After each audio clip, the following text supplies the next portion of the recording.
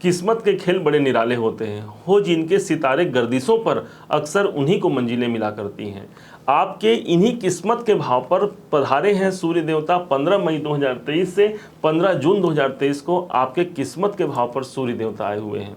वास्तव में यह सूर्य का ट्रांजिट आपके लिए विशेष महत्वपूर्ण इसलिए भी रखता है क्योंकि आपके जीवन में ये द्वादश भाव के मालिक हैं और आपके लग्नेश अर्थात बुध के परम मित्र भी हैं।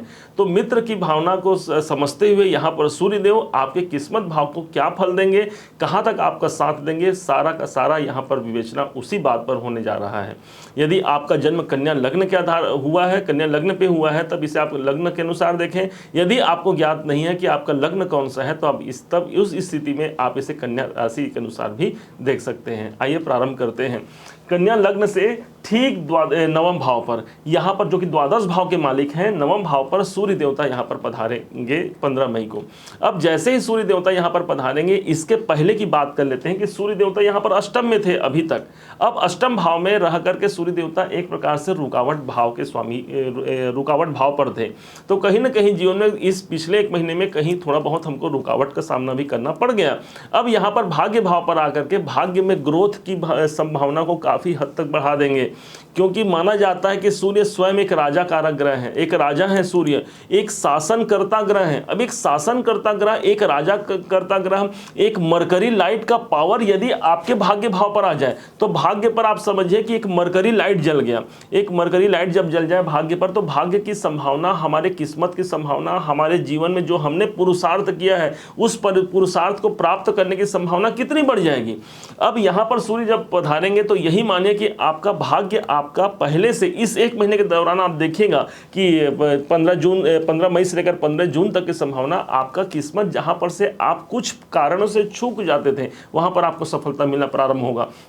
यही वो भाव है जो उच्च शिक्षा का है। तो जो विद्यार्थीगण अपनी शिक्षा अध्ययन कर रहे हैं, जो कोई टेक्निकल एग्जाम दे रहे हैं या फिर कोई प्रायोगिक परीक्षा दे रहे हैं, इन सबको यहाँ पर सूर्यदेव अच्छा फल देंगे। क्यों देंगे? क्योंकि नवम भाव हायर लर्निंग का होता है, उच्च शिक्षा का होता है। उच्च शिक्षा के भाव पर सूर्य का आना एक अच्छा माना जाएगा। यही भाव पिता का भाव है। भाई पिता का कारक ग्रह सूर्य को माना गया है, इसलिए पिता के कारक ग्रह सूर्य का नवम भाव पे आना पिता के दृष्टिकोण से अनुकूल है। आपके फादर यदि हैं तो उनसे आपको सपोर्ट मिलना, उनसे आपको लाभ मिलना। हो सकता है कि आपको बहुत दिन से यदि उनसे कुछ लाभ लेना था और उनसे नहीं हो पाया है, तो शायद इस टाइम पर भगवान सूर्य की कृपा से वहाँ पर पिता के साथ वैचारिक हमारे मतभेद जो थे वो दूर हो जाए और कहीं ना कहीं उनसे लाभ भी प्राप्त हो जाए। कुछ काम करवाना था तो वहाँ भी लाभ होगा।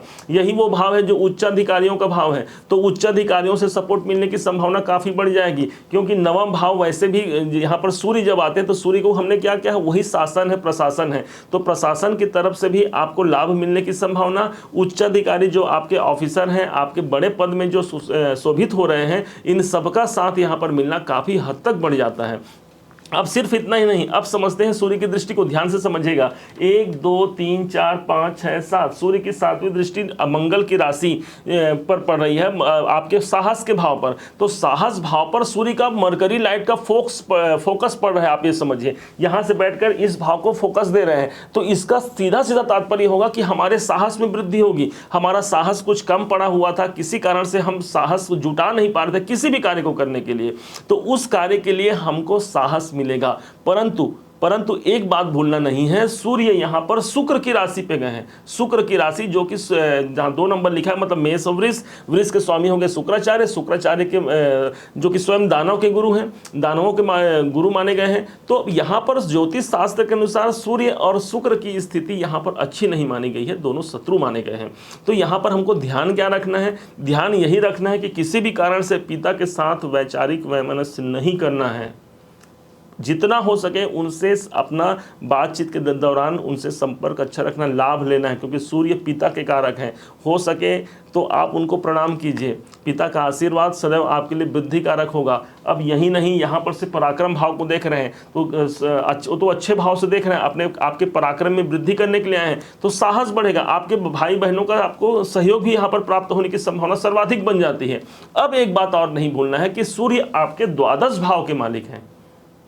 तो द्वादश भाव मतलब कि ये भाव कौन सा हो गया, खर्चों का हो गया, हानि का हो गया, आपके जीवन में आपके इन्वेस्टमेंट का हो गया। तो हमने जो निवेश किया है उसके भाव के स्वामी नवम में आ रहे हैं, तो हो सकता है इस टाइम पर सबसे ज्यादा आपके निवेशों का प्रतिफल आपको मिलने लगे, क्योंकि भाग्य से भाग्य भाव पर आए हैं आपके निवेश भाव के स्वामी। तो भाग्य का सपोर्ट हमको सबसे ज्यादा हमारे निवेशों में दिख सकता है।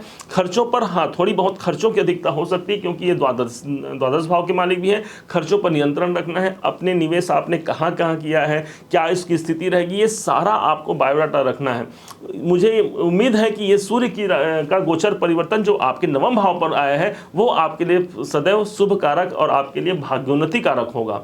आप इसे ज़्यादा एक्टिवेशन में लाने के लिए भगवान सूर्य को प्रतिदिन जल अभिषेक जल दे सकते हैं। माना जाता है कि भगवान सूर्य को जल से अभिषेक करना, भगवान स्वयं एक सूर्य जो है वो आरोग्य के देवता माने गए हैं। मतलब आपका यदि भाग्य में कोई रोग लग गया है, भाग्य यदि हमारा पीड़ित है, हमारा किस्मत साथ नहीं दे रहा है, तो आप ये मानिए कि हमको सूर्य को जल देना मतलब हमने सूर्य के बुरे प्रभाव को, जो हम द्वादश भाव के स्वामी है ना भाई, तो इसलिए हमारे खर्चों को हमने शांत कर दिया, रोक दिया है।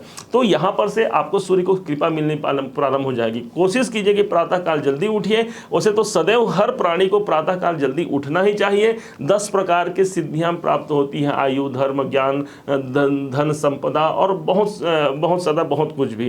तो इस प्रकार से सुबह उठ करके भगवान सूर्य को नमस्कार कीजिए। भानु प्रिय नमस्कार जपा कुसुम संकासम काश्यपेयम महाद्युतिम तमो अरिम सर्व पापघ्नम प्रणतो अस्मि दिवाकरम।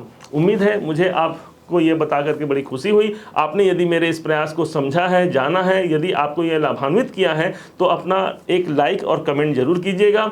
बताइएगा आपको ये वीडियो कैसे लगा। आपके कमेंट हमें बहुत प्रेरणा प्रदान करते हैं। और हाँ, यदि अभी तक आपने चैनल को सब्सक्राइब नहीं किया है तो सब्सक्राइब भी जरूर कीजिएगा। पुनः एक बार फिर आप सभी का दिवस मंगलमय हो, इन्हीं शुभकामनाओं के साथ। जय सूर्यदेव।